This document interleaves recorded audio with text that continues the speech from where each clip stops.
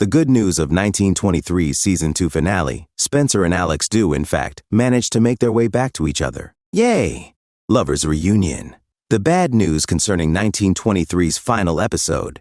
Before one of them passes away, the lion hunter and his courageous spouse have a very short time together. Oh no, tragic tragedy. Zane waits for Whitfield's men to attack while Kara enjoys a cup of tea on the front porch. She graciously refuses, even though he would feel better if she were safe inside. She worries a lot about Jacob and Spencer.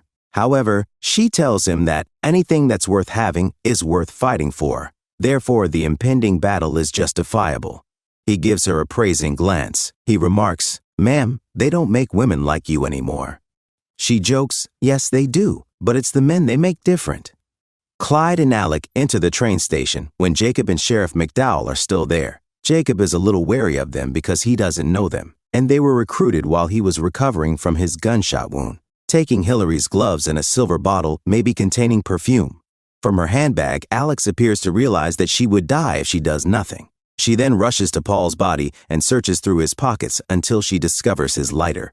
She then quickly returns to the car and starts a small fire in the back seat using a newspaper. And she feeds it with pages from her journal and Paul's handkerchief. Somehow, Spencer knows his bundled-up wife in the dazzling whiteness as soon as he sees her through the glass. He then dashes through the cars and jumps out the rear. When Alex glances up and sees him sprinting toward her along the track, she is hunched over, crying because she knows she is halfway to a popsicle. After a long separation, they veer toward one another and finally collide in an embrace. All right, 1923, you got me. That was a really fulfilling reunion for lovers. But once Alex stops sobbing, the truth must be faced, Mr. and Mrs. Dutton are by themselves in Hoth because Spencer didn't ask the train's crew to halt. Alex is taken to the Bozeman Hospital while Jacob travels in the rear of the ambulance. He returns to Alex's bedside as she is giving birth to her baby, who is extremely early and unlikely to survive outside the womb. After the doctors take him into another room to be sutured. Furthermore, the doctors are advising her that she would not survive another day unless they amputate a number of her body parts as soon as possible.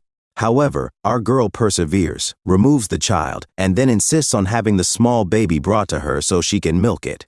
Alex's son yells a startlingly loud cry as she holds him to her breast, even though the doctor insists that the child's lungs won't enable it to live for more than an hour. Later, when Alex's limbs are still in place and the kid is still alive, Spencer and Kara show up. Alex is dead next to Spencer when he wakes up in the morning. But John is still alive. Spencer calls for his aunt while Kara and Jacob are dozing off on a seat in the corridor. He seems quite youthful when he says, "Thought I don't know what to do," she whispers. "Oh, you're not supposed to, my dear." But I do. After carefully removing the infant from Alex's embrace, Spencer takes his hat and heads out. All business, Spencer says to Jake, "To let's go. So I'd like to meet my wife's killer."